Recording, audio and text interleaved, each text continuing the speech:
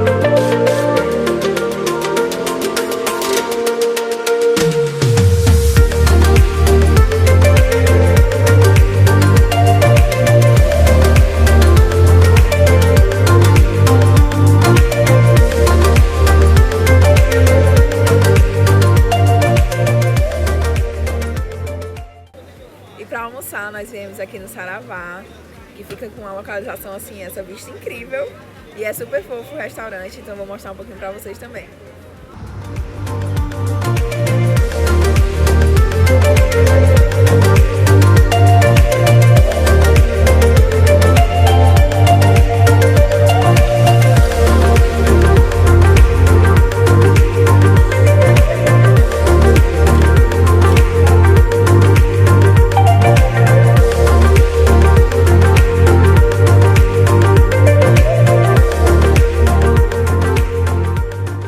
Esse é o peixe na coxa de castanha, a molho de maracujá e a moqueca de caju dos meninos aqui.